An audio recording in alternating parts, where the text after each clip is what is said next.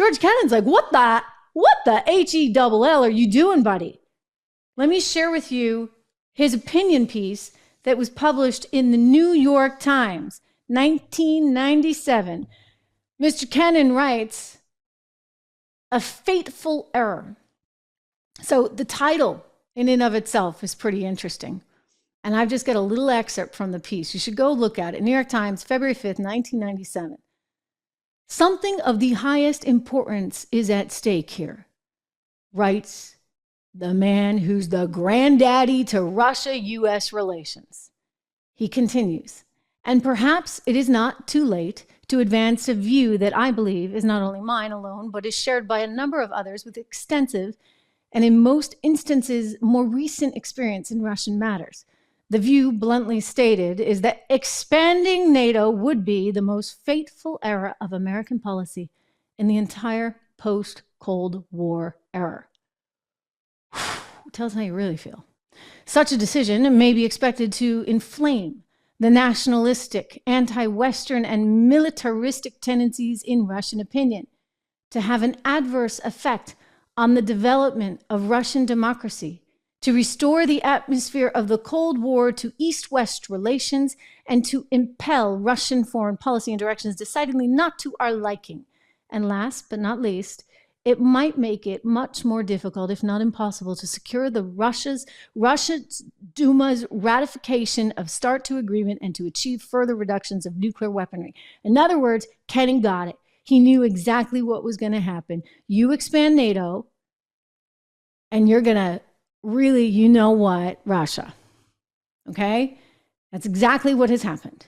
Exactly what's happened.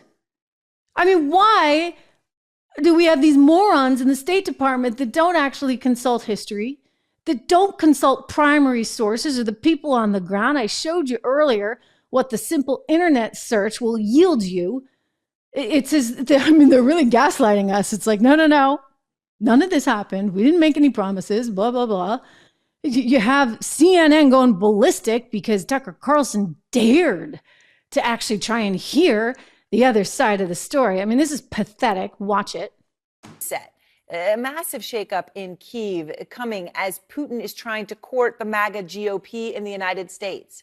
In fact, one of the leaders of the MAGA GOP is in Moscow tonight. It's the man you see here with the MAGA leader Donald Trump, Tucker Carlson. Possibly there in Moscow to interview Putin. Definitely there as a Putin-supporting celebrity. Just listen to how Russian state media is breathlessly celebrating his visit. Independent journalist Tucker Carlson has flown to Russia from the U.S. via Turkey to Vnukovo Airport. He saw Spartacus Ballet at the Bolshoi Theater, had lunch in a nice restaurant, went for a ride around town, rode the subway. He charged his smartphone via a USB port and connected to a fast and free Wi-Fi internet. He charged his phone, although they're knowing the details about the fact that it was during USB port may give him reason to think twice about all of this. But she goes on in that clip. She goes on to say, I just want to point out that, I was over in Ukraine the night, the bombs were going off, this, that, and the other. Okay. We get your bias. By the way, she's a nice person and she's generally a good journalist, but I would say this is one where she's totally missing out on what actually is journalism, and she's being spoon-fed whatever it is her network wants her to say. And the reason for that is any journalist worth their salt actually does want to hear all sides. I don't care if it's spin. I really don't. I want it on record. Your side, her side, his side, their side, everyone's side, all right? And then I will take that information. I will track it down.